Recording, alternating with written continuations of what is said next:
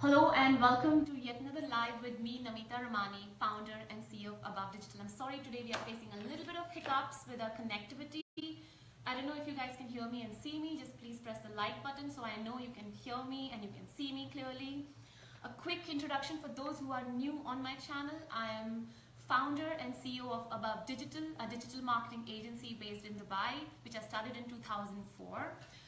We help small businesses grow using online campaigns. As an agency, and I also teach digital marketing, and I have an academy called abovedigitalacademy.com where we do courses and workshops for entrepreneurs and small business owners who want to do their own campaigns for themselves and their businesses. Today's live is going to be very inspirational because we have an amazing woman, Roxana Jaffer, and her favorite topic is leadership. She talks and she's done lots of workshops and seminars all around this topic, leadership. It's a little warm in here. Yeah. So I have my team around me to help me figure out what was going wrong, and so we are sorted and we're live. Yay! I want to introduce my guest so you all know who we are talking to. Roxana Jaffer is the CEO of Soverereign Hotels, a social entrepreneur, and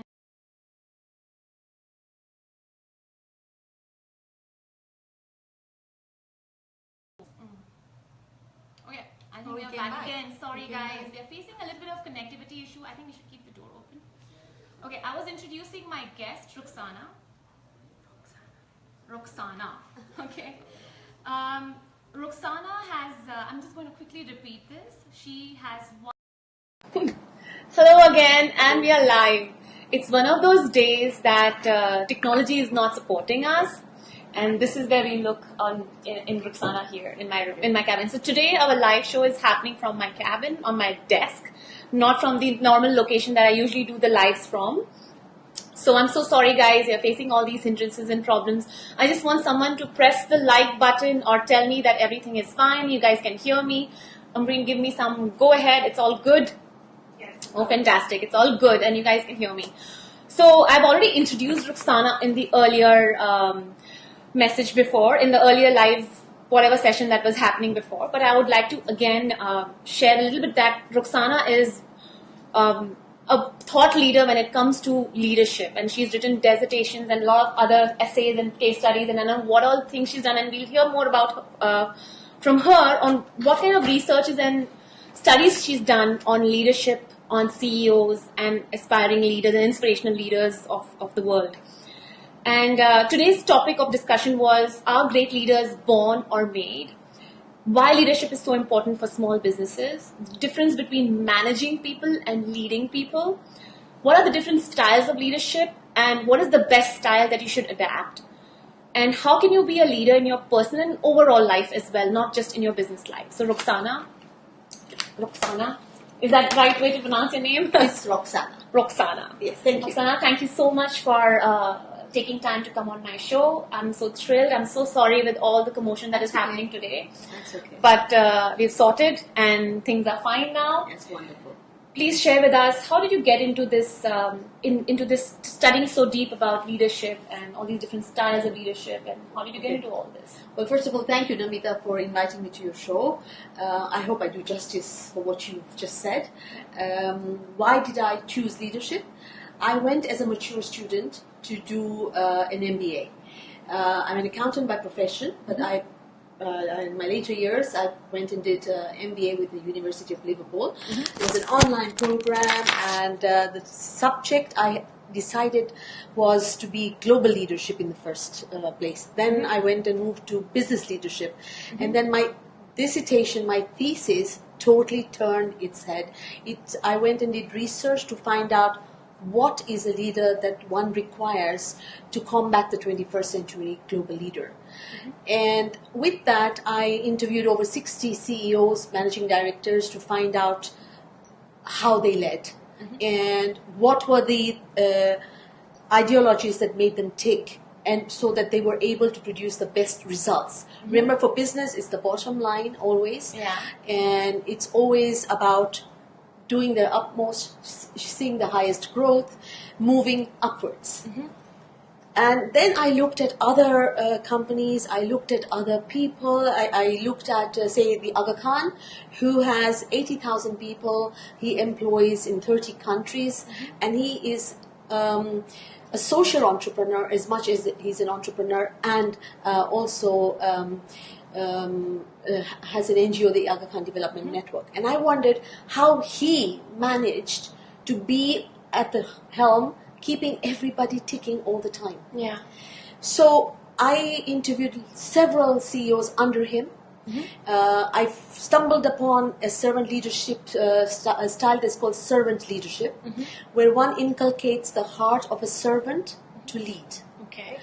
And when I understood it, it had its ethos in Jesus Christ as being the ultimate leader who even cleaned or washed the feet of his disciples to lead, and then Prophet Muhammad, who was just one of those most charismatic persons, and who led to bring in a new religion. And then I learned about other very high-profile leaders, and then I said, right, let me pitch myself against these important leaders, and that's how I found out that where I stood. And I found that servant leadership has 12 attributes, and I would like to share these with you at a time throughout, as it unfolds through our discussion. And I would like to send it out to your audience, your audience when they're ready to receive all the information. But right now, that's how I started, and I now don't lecture on leadership as per se, but I do practice it at work. And I feel that is the reason why I've been able to get all these awards and bring in a flock to lead, of whom I lead and whom I believe in. So you are the CEO of Holiday in Persia. Yes. How many people are employed under your leadership? Well, at the moment, with the recession going, we're down to about 280, but we can go up to 300 and more. Okay. And I like to take pride in believing that we lead very unified leadership with all my departmental heads, lead the same way. And we perform our business as if we're a family unit, where nobody is higher or greater in as a person. Position they may be, because we have to have different positions, but we respect each other, and that's how we like to be. You know, I actually was to discuss the Facebook Live topic. I actually happened to visit Holiday in Persia to see how the setup is and what all different things they do, different kind of activities she makes her team also take part in, and I saw this amazing, like everybody's together. Everybody knows what everybody is doing. There's a lot of connectivity. Like there's something this is lacking in this market when it comes to especially hospitality, that people don't really know what to do, when to do, when there's a lot of, when there are a lot of people around. Or general act of hospitality is lacking in this region, don't you think? I mean, if you ask someone for something, say for example salt and pepper, they sometimes forget. You have to remind them. All these things are happening these days, even in the most well-known and 5-star places that I go to as well. So, and I saw a different kind of culture in Holiday Inn, and I would love for you to share how you came up with that cultural session. But coming back before that to one of the things that you shared in your study that you did about CEOs, what was that one common thread common in all these CEOs that you studied and spoke to and did the interviews with? The common thread was always that they wanted to succeed, no matter how. So does everybody. But I came up with a feeling that and again, I'll be sharing some mantras that I follow. And I feel that we don't need to run after success. If we run after excellence, success follows. That's one of my mantras I use. And I teach that to all my students and my colleagues at work. And we practice that. And I think we actually get results by that one mantra. That's so true, when you practice excellence, success is meant to happen. When you actually give good quality service, you make sure that your clients are happy with what you give a little bit more extra. They're not going to go to anybody else but you, and it's going to come. Repeat business is a form of successful business, so it's always going to come back, and it's so true. Excellence. Alhamdulillah. That's very. That's something that I'm going to take away again from today's session. So, why is leadership so important even for small businesses? Like normally, small businesses like one person or two people or a single person entrepreneur trying to run their own show. Yes. How do we bring in leadership there? But can we imagine a unit, a home, a large company in a leadership vacuum? What would it be like? If there was no leader giving vision, guiding them, what would happen? There would be little collaboration between individuals. Mm-hmm. There would be perhaps little coordination between teams. And people would start working ineffectively. They would start working inefficiently. And maybe there's no clear purpose that they would be following. There would be no direction, maybe or poor direction. Lack of respect for the individual would happen. And then suddenly there'd be anarchy, and then out would come one person saying, okay, I'm going to go this way. And as he or she leads, it'll be a vision that may not be what the vision of the company was started by the entrepreneur. And so then what will happen is there'll be organizational dysfunction. So I think that is the reason why we need leaders. But today's market, we need extremely good leaders. Mm-hmm. And that is what I would like to talk about. Mm-hmm. Bringing in good leadership in today's market. So what is good leadership? Well, the topic that we started was whether are leaders born or made? Or made. Now, this has been a debate that great leaders. Great leaders, are they born or they made? I mean, this is something that has been a debate for several eons, actually. There is merit for both. Yes. Mm-hmm. You can be born with a trait which is passionate, which is maybe a bubbly type, and maybe there's another person who's totally introvert. You cannot perhaps totally change that trait. You're born with that, and that's one thing that I feel you have. But you can inculcate other skills along the way to be able to become a good leader. So half pennies of this, whether leaders are born or whether leaders are made. It's nature versus nurture. What do we do? Do we nurture what nature gives us? Yeah. I think that may be the reason that perhaps I feel I have reached where I have. I'd like to start with an anecdote, which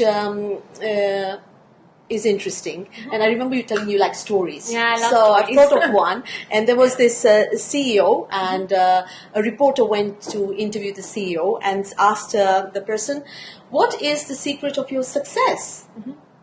And the CEO replies, "I can give you an answer in 2 words."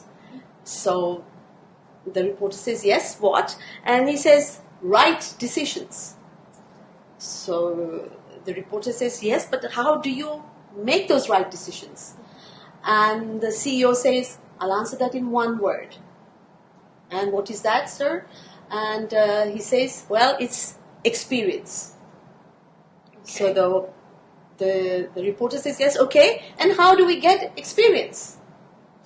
2 words again. Wrong decisions. Wrong decisions. You get it right, Namita? Yeah. That's exactly it. Yeah. So these wrong decisions that you have in life, along the way, don't discount them. Always think about them and say, something. It's got to be a learning curve for you to be able to grow, to become better. That's why they say that success is hundreds and thousands of failures. Is what success is. Probably. Exactly. Experiences all those wrong decisions that we made. And then we understood when to and how to take the right decisions. Right. So therefore, I feel when you said whether, if I look at myself, I believe I'm an okay leader, and fantastic leader. But you know what? I was perhaps God gifted. From ever since I was young, I always led my siblings. When I had friends, I would always be the person who would go out and organize things and do things. I just naturally became that leader. Mm-hmm. But to lead a company, to lead a business, to lead a country, perhaps, I don't know. That's not the way it is. You need to learn loads of skills. Mm-hmm. We have to learn from role models. You have to learn from experiences that we just talked about, and we have to learn from school and find out how we're going to get better. And I think your listeners will need to find out for themselves what they're looking for, how they want to grow, and how they want to be able to take what is coming around them and pick what they've got. They've got to keep their antenna open. For instance, I have a sales manager who I had earlier, and she used to lead in a totally different way that I led. And one of her team members told me that she couldn't work anymore with her was because she said she led as a desi boss. Now, Desi boss is, for all those who don't know, it's Indian boss. Yes. It's a slang in India for the boss. Okay. Now, I'm not saying these are not my words, but this was the lady's girl who worked under her words. And so I asked, what does that mean? Yeah. She says, you know what, the times have changed today, where you do not just get me to do something because you are my boss. You teach me why I'm doing it and why I should be doing what you're telling me to do. I will do it but I want to know why. So I think things have changed whereby there is no more authoritarian, totalitarian ways of doing it. And this actually takes me to something that I talked to you about, which was understanding what Aristotle had said. Yeah. Do you remember what I I said? Tell me. The Aristotle leadership, ethos, pathos, and logos. Wow, you're such a Logos. So you're such a good student, really. And a good I love listener. following and listening. Yes, Yes, because through my research, I found out that Aristotle said that he believes that we should be a mark of a good leader is to have these three ingredients, which is what you just said, pathos, and pathos actually means emotional intelligence. So the person needs to persuade his team through emotions. Okay. And I'll give you an example how I do it. In our hotel, we have a sustainability remit, which is huge. We look after the people, the planet, and the environment, which we realize if we look after them, we look after the bottom line for sure. But how am I going to get my 300 flock to believe in me, to say that, okay, we must look after what's happening to the environment, what we must look after the planet, that we must save energy, we must save water, we must look after the people. Why would they do that? So I had to go on this emotional drive with them. And today I'm so proud to say that we have received a second year an award for CSR Arabia out of 10 Arab countries, the only hotel to have won it. And that, I believe that my staff brought that up. It's their award, and it's because I believe that they were emotionally charged the way I am. And that is what Aristotle talks about, pathos. The other one is logos. Now, what is logos? It's so easy. It is, logos means logic, logic, right? Okay. So we need to persuade your followers through logic. That's another way also. So we've done that emotionally. Now how about logically? So how do we do that? What we can do is, for instance, I have another example. Right now, as you know, the globe is going through an economic downturn. And Holiday Inn is as much as anybody else. It's time for us to think of saving costs and to start thinking of we want to maintain our bottom line as last year, and how do we do it? Rates are not as high, so we need to be very strong. But the staff, I don't want to lose my staff. A lot of my people have been having redundancies, and we don't want to do them. So I brought my flocks together, and I told them, how are we going to be able to make sure that we continue with the same bottom line as we did last year? Because we need to be conscious, because we are going to be going for a better market next year. But this year we need to be very, very cost savvy. And when I said that, they understood it because I gave them logic. And with logic, each team came up with their own drives of where they would be able to cut costs, whether it was paper costs, whether it was less frivolities on breakfast or wastage, etc. And that, I feel, was interesting to know, because it was through logic that they were able to manage something that was good for the company. Yeah. So we did pathos, we did logos. Yes. So therefore, a good leader has to have these.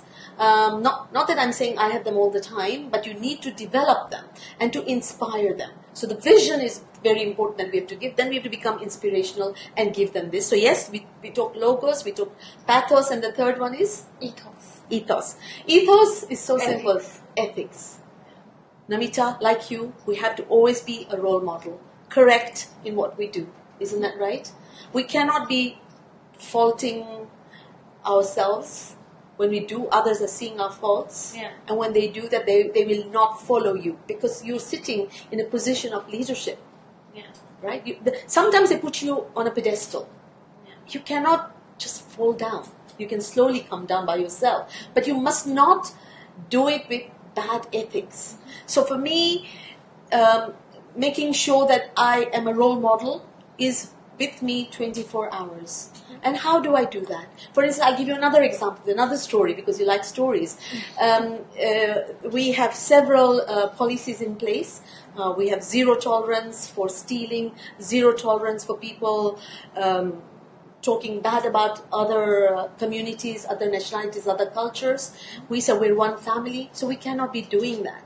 And I will not tolerate other people being talked about. So for instance, if somebody leaves, I will always tell them that if you want to talk to me about that person, you should talk when he or she is here. Your department cannot talk about them when they have left. And another example is where we are able to purchase stuff from the hotel, take stuff from the hotel.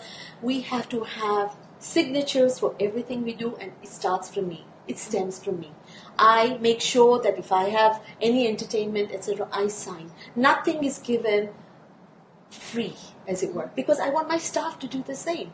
So I have to try and be record for everything. Yes. Now, if we can inculcate these three ingredients in a leader, I would think that Aristotle, I would believe that he's right here. Okay, and that I think is the makeup of a good leader.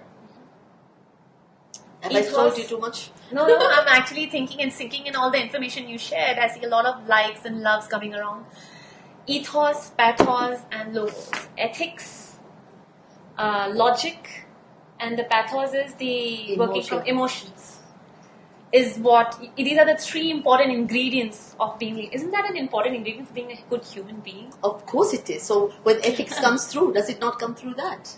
So, in a nutshell, everybody is a leader in their own way. Yes. And they have to be, and you have to be 24/7. We just forget sometimes. Yeah. Right? I hope you guys are enjoying this conversation as much as I am. And please do share the like button and love button. Please tag people in the comments if you would like them to hear this conversation.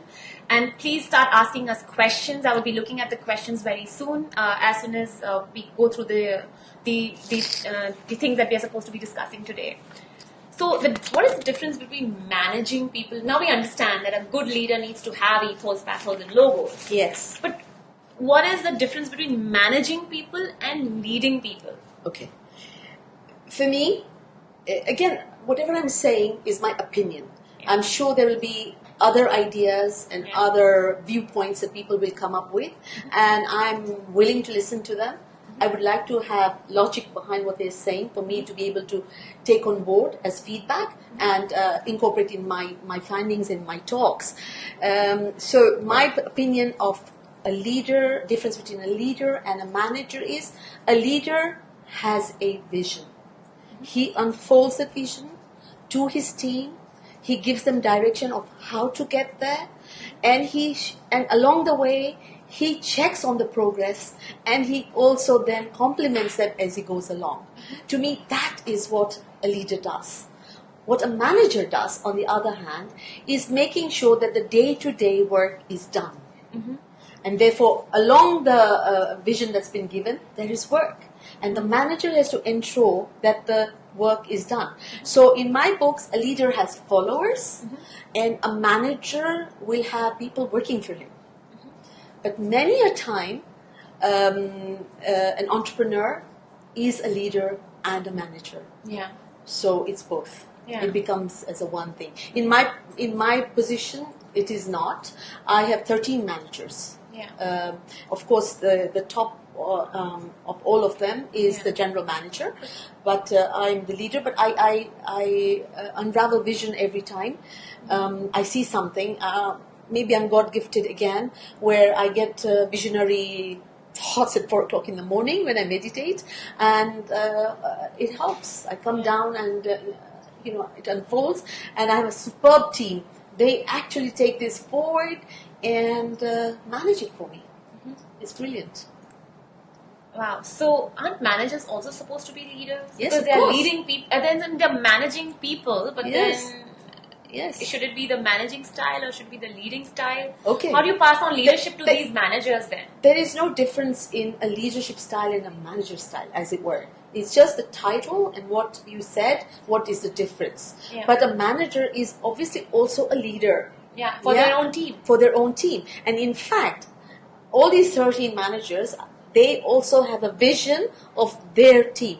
If you go into their offices, they will have the vision of that department.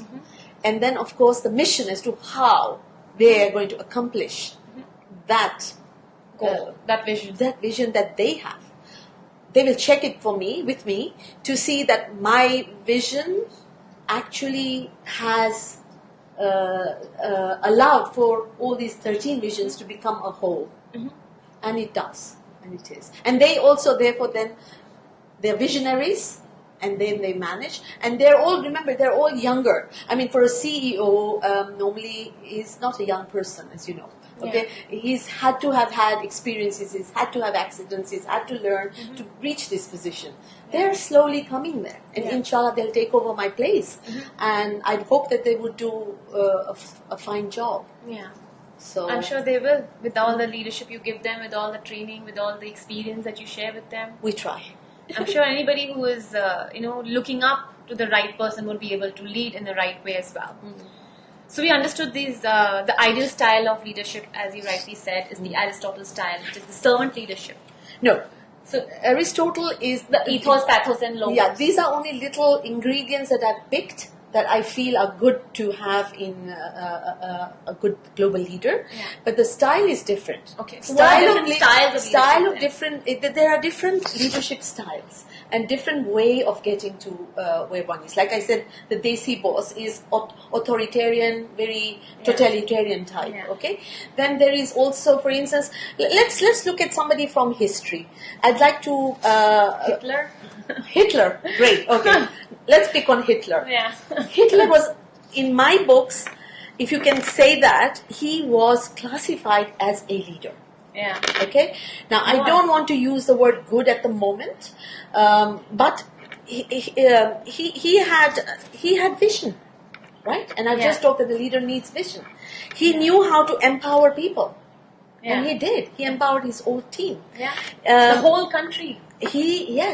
The whole country was following and doing something what is not ethically right. Yes. And imagine the power that the man had. He actually made people do so many things which were not humanly right. So he had skills to influence. Was such high That's skill. again another big skill a leader should have. Yeah. He had skills to empower. He was extremely ambitious. Yeah. But he had expertise. But the thing he had wrong with him, he was not democratic. He was not a people's person in the end. In the end, he started to do misjustice to his team. His vision was that the Aryan race should be the omnipotent race. And he did everything under the sun to exterminate everybody who's not Aryan. Yes. And the Jewish took the brunt of this, right? Yeah. And he was arrogant with it. And now this reminds me of another story. Yeah. You like stories, right? Yes. Okay.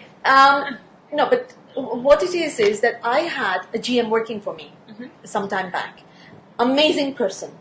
His skills were brilliant in the sense he had very good communicative skills. Now, all these little things I'm talking about are part of making a good leader. Communication, empowerment, visionary. You talk about influence, etc. He had a lot of those. And best of all, he used to be able to finish contracts, take them to fruition. So as far as my business was concerned, he was actually very good for the business. The only problem that I had with this person was that he did whatever he had to reach by trodding on people along the way. So all the culture that you saw in the hotel that we had built, where everybody belonged, everybody looked after each other, everybody cared for each other, which then showed in the care to the customers. He was starting to trample on. And he was just rude to everybody. He was, in fact, at one stage when he was rude to one of my HR directors, and he would, because she was a woman. That's another problem. He was a macho guy, and he couldn't understand that there could be a woman coming up in the ranks. And of course, I'm a woman, and he was very respectful of me, but sometimes he didn't follow what I said, which happens. And I'll take you to another thing where I find that women leaders, who are your people who stop you? Sometimes men, but more often they're women. But that's another story, okay? But coming here, so I could see that he was breaking down everything we had built. And so one fine day, when he did not follow orders, I had enough material on him to say that where I could feel that he was not following our company culture and bringing to fruition what we wanted, not following our vision, not following our ethos, I went and I decided to terminate him. A bit like Hitler he was. I wish people had seen Hitler earlier, then maybe we wouldn't have seen so many people in the gas chamber. But, you know, and before the gas chamber happened, the Holiday Inn, I saw it. And so when that happened, I told him that he has to leave. Now what happens is, he took my dismissal note, he went down, and he had collected with him 4 or 5 of these HODs and brought them into a group. And he had started a groupism. Okay? Which was fun. He did that, and then they came to my office 2 hours later to say, ma'am, if you don't reinstate the GM, we will resign. Now, That's an interesting situation. The 3 heads are coming to resign because the GM is resigning, who was actually a Hitler. Oh, 5. Sorry. 5. And there's this woman sitting there, not knowing how the next morning is going to be in a hotel that's full, with 310 rooms, and we've got 9 restaurants, and operations have to carry on, and suddenly 5 of them are going to say they're not going to be working with me unless I bring in JS. But another thing of a leader is you must know your volition, you must know where you're headed, you must believe in your ideals. And I believed in them. And I asked them all, I will take your resignations now. I was stuttering. Under the table. My legs were like jelly, but I asked them for their resignations. And what happens? Did they all give you the resignation? Nobody gave it to me. Nobody gave me the resignation. What happened? What changed? I have no idea. They must have appealed to the better part of the brain and said that, you know what, we've got no job tomorrow. And she means business. And, we've got everything right here, and we're listening on a whim to a guy. What if they had actually resigned? What would happen then? I have no idea. I am thinking, I would have worked. I would have gone day and night, and I would have worked day and night. Department. Yes, I would have been there. I've done it before. I can sweep. I've cleaned toilets. I don't have a problem. And that's actually the sign of a good leader as well, if they can do all the job themselves. But you have to do that. You have to learn from the rungs up. You cannot be sitting up here not knowing what's happening downstairs. And you cannot be blackmailed by other people when you're sitting up on the top. This is my belief. Okay. So if they'd done that, that's another thing. But they didn't. They must have appealed to their better part of the brain and said, you know what, tomorrow there's no job. We're following after a person who himself doesn't have a job. What do we do? And they didn't. They stayed. And today I'm proud to say that out of the 5, I'm very proud to have them still on my All the 5 still organization. there, yeah. No, one is gone. Okay. Maybe two. No, 2 have gone. Okay. And the 3 are still here, and they are fine leaders in my organization. Wow, fantastic. So, coming back to your question on Hitler. Style, on Hitler. It's a style. There are many styles that one What can. are the other styles? There's democratic style. There's. Well, I can look at several styles. The one that I feel there is one that's called transactional. Okay. A transactional style, again, these styles are not just that you just follow transactional. You follow transactional with something else. Mm-hmm. So Hitler followed, in my books, a charismatic sort of style, which he had, but he starts going into being a little more unethical, which is what we talked about. And transactional is when you give somebody something. And it's supposed to receive something back. To buy their loyalty. Okay. Okay? So out of the 5, one who left was given a gift. His office, which is at the back of the front office, didn't have a cover. But one fine day I walk in and there's a glass there. So that guy has a little glass cubicle for himself. Mm-hmm. Given that status that's a little higher than everybody else, which for me, I run an open door policy myself, where anybody can come in anytime. And there's this guy who is 3rd or 4th in command, sitting there behind a glass cubicle. Yeah. So that's a transactional kind of leadership, which my GM also followed. So he gives you this. So he got something back. Yeah, he got his back. No, he got his vote back, saying, yes, I will also resign. Yeah. That's what he wanted to do. Yeah. But so there are other theories that I like to say. Is cultural leadership. Mm-hmm. Okay. Which have you gone, or are we still there? We are still there. Still there? Yeah. Okay, cultural leadership, like for instance, where the Maasai in Kenya, they follow no matter what the teacher, and they have full faith, and they have immense understanding with him, and they follow whatever he says, and that happens. That is happening today. We've talked about transactional. There's immoral.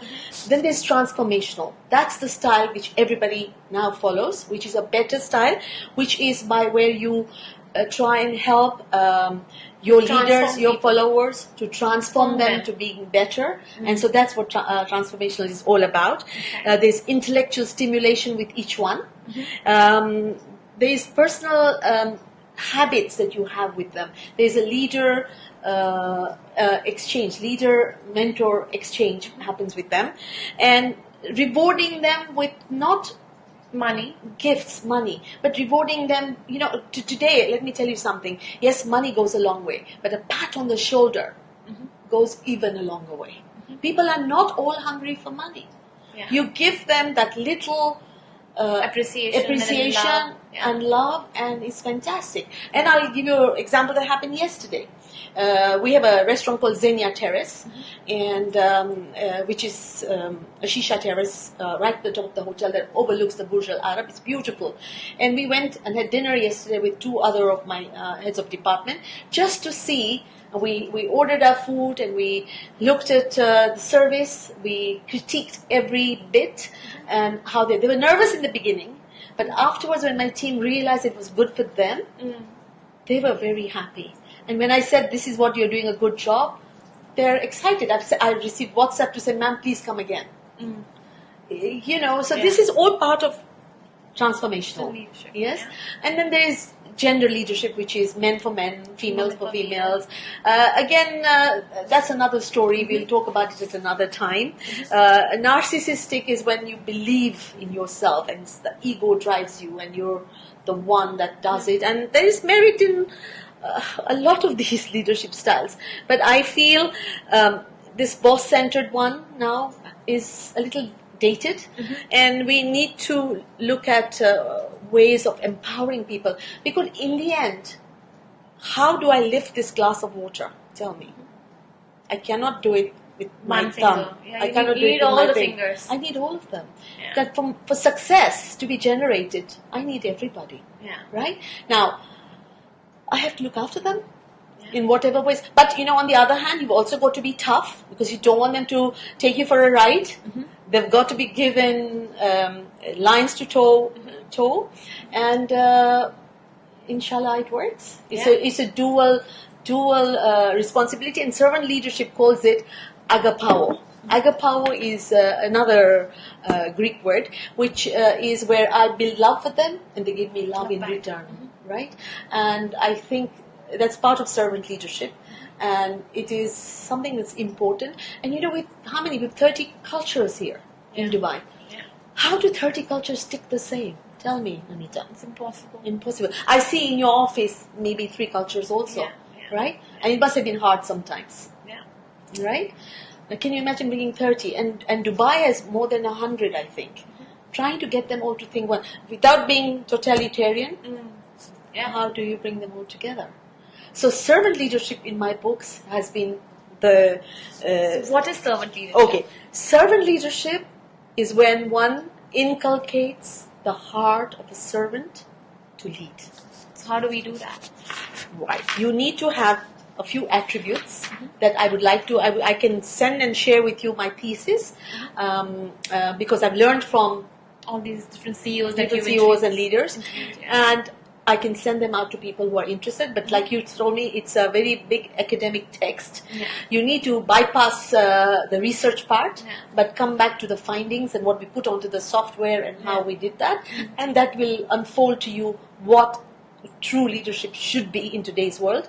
I can safely say Southwest Airlines in America, the Ritz-Carlton globally, Ritz-Carlton School follows it, as is the Holiday Inn Al Persia and the Aga Khan. So I'm one part of a few of them. And there are some of these attributes are to be humble. You talked about all my awards in the beginning. I could have a big head. But something?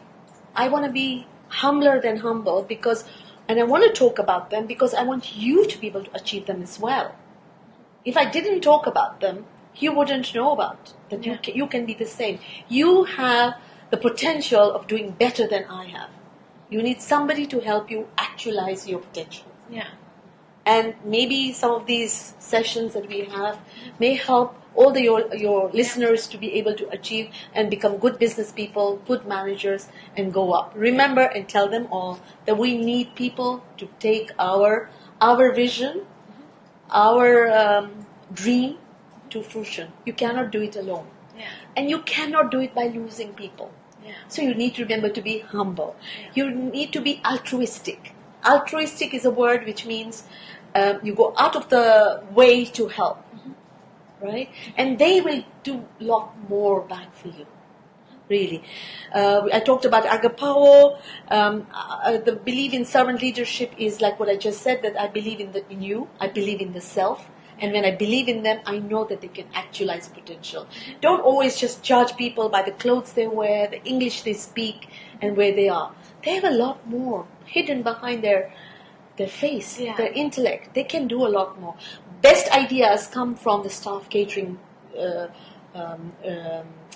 room downstairs in your what is it called, the cafeteria. Talk to them. You will find really good ideas. We put boxes up for people to give us ideas, and that is what I feel is part of servant leadership. The other one is to be responsible for the environment. We learn to look after the environment. They will look after to learn the environment. When they do that, they melt. They feel good. Humility comes through to everybody. Right now, an award is... people tell me, you win so many awards. But you know what? I don't know how. It's my staff. They are winning the awards. My restaurants are winning awards. You're going to hear about what's on soon in next week. I'm not supposed to say anything, but but I can't help it. But it's their passion that's made it where it is. All these restaurants have been there for 8-9 years. Restaurants around are closing down in Dubai, but we become a household name, and I am so happy because it's my staff. It's not me. It's our colleagues. So I can tell you a lot more on servant leadership, but I think maybe I should stop. Maybe, we will share an email address, and if you guys would like to receive an entire list of all the things that are involved for, to be taken care, all the points or attributes of servant leaderships, and she or her team would email you the entire list. before I move forward to our last question, I want to see what are our questions by our audience. Oh my God, so many people. Yes, we have some good numbers in here. Okay. Shanky Bhola says, high energy, fascinated approach to everything. You love life and it shows. Thank you. Thank you, Shanky. Okay. I receive Rocha Miranda. Roxana, you are a true leader. That's a compliment for you. Thank you. Amina, very inspiring, Roxana. Roxy, as always. Wow, okay. Sachin Kumar says, hi, Roxana ma'am. Nice to see you and watch you here. You do very nice work for those who are not able to take good education in India due to lack of money. Keep it up. Wow. That's our ABC. I'm founder of an NGO. Yeah. And that's what he's talking about, I think. So, okay. Or another time. Fantastic. Okay, let's see. Any questions? Let's see. What do we have here? Okay. We have Nandan saying, being a professional, if you are a social worker too, it really impacts positivity in society. Magnificent job, ma'am, by you, inspirational leader. Thank you. We have so many compliments coming in for you.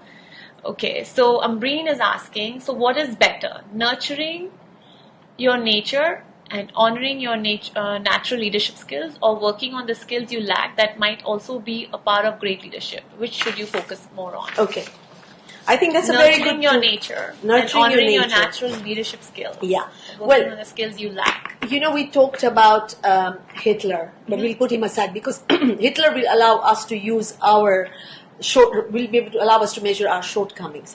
But whether we should nurture nature is a question that comes through. Now, who are the great leaders that you can think of in time? I mean, for me, it was Julius Caesar, Abraham Lincoln, and then there was also, there was this great man theory where these guys came up, they were big and burly, and they took over the place, and they were there. Now, but they were born at the time when there was a need for a leader, maybe. And they perhaps had this leadership style or within them. But do you not think that they would have also been able to, for instance, Alexander the Great, that was the guy I was thinking of. For me, he was one big role model. By 33, I think he had conquered quite a lot of the world. He was a son of two royalty. So there's pedigree, right? He already was from the royal. So he had it in his blood. But does that mean that makes him a good leader? So, how can you define a good leader? Is when you have several followers. If followers follow you, you can have them. But when they finish, then you know that something went wrong, like with Hitler. But with him, it carried on. He had an amazing amount of leadership. So therefore, to me, he was successful. So, but what happened? His mother nurtured him. His mother gave him every trait she could to be able to build on what was God gifted already. Okay. Right? And likewise, as I said, for me, was that Rachana? Was it? No, who was it? Ambreen. Yeah, so Ambreen for me as well. It's like, I feel I had a few gifts given to me. Yes, I knew how to lead a flock, but I also needed to learn how to make sure that they stayed with me. And so therefore there were several skills that we need to learn. And I'm going to talk about a few of these skills, if I may. Namita, sure. Do we have time? I don't know. We are actually already, I just noticed that we are 46 minutes into the show already. Usually takes about half an hour, but let's take it 7 minutes more. Oh my God, really? Take it, yeah. Okay, so the word that comes into being is traits. When you have traits, these are traits that you cannot shake. They're there. You can enhance them.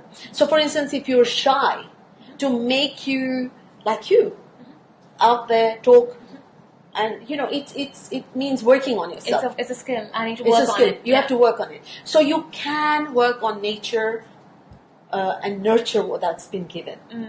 Okay. So in my books, again, you need to be able to nurture the nature that is provided. Yes. And it takes over time. It's not easy. Then you look at competencies and skills. When you've learned the skills, it becomes your behavior.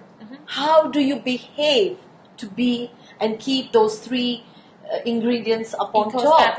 Yes, that's how it is. So we need to really work at ourselves. And I think one of your questions was, how do you in your personal life remain as a leader? Yeah, that is actually my last question, which I want to bring it. Like, how do you have leadership in your personal life as well? Well, as I said, you require a leader, whether it's a home unit, whether you are with friends maybe, whether it's a business, or whether it's between husband and wife. You have to decide who plays the role where, correct? Now, once you've done that, you need to make sure that you are able to go ahead. So my thought is always, brand yourself.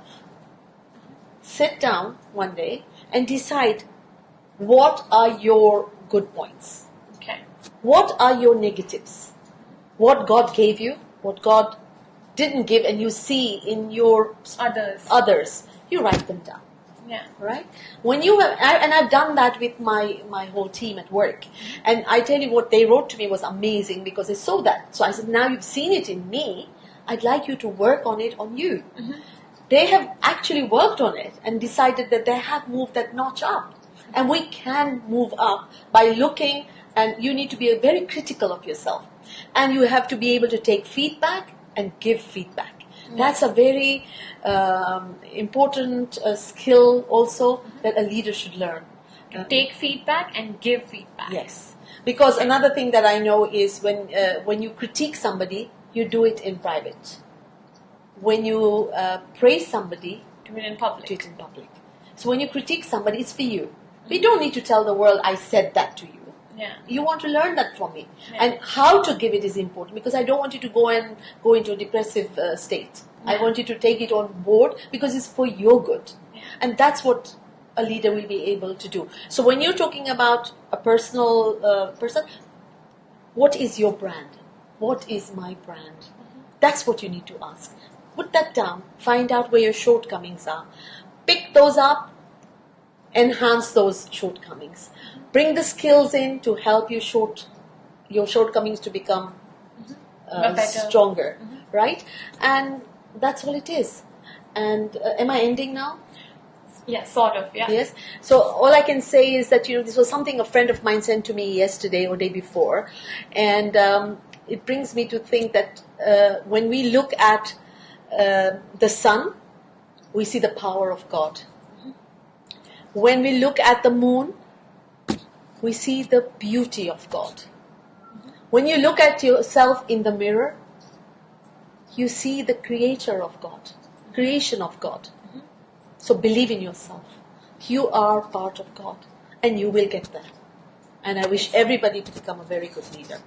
Fantastic. Thank you so much. I hope all of you enjoyed this conversation. If you would like to receive the document or a PDF that Roxana and her team has created for how to be the attributes of servant leadership, this is the email address. We'll actually put it on the comments as well. I'll mention it there. It's lorena.abau@hailpersia.com. I'll just put this email address in the comments so you guys can send an email to her and her team to receive this document. I hope all of you enjoyed the conversation.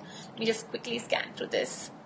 Thank you, Namita. Pleasure to have you. And just before we sign off, I have Ambreen replying to us, and she says, I actually heard a great quote in regards to personal leadership. The moment you make a choice to look after the person on the left of you and the person on the right of you, you become a leader. I think that's so true when it comes to leadership in personal life, especially, isn't it? Well done, Ambreen. You're proactive, you're thinking, and you're going to be going many steps ahead. Yeah. I wish you lots of success. Thank you. Awesome. Thank you so much, everyone, for watching us, and do leave your comments below. Do tag who you think might benefit from this conversation. And until next time, in fact, next session, which is on the 13th of November, we have Roxana back talking about, we're talking about giving, right? Remember? Yes. We're talking about something very important, which is learning to give oneself to achieve one's goals. That is a fantastic topic again, talking how to give to receive. Yes. So let's, until then, I hope you guys have a lovely week ahead and speak to you all soon.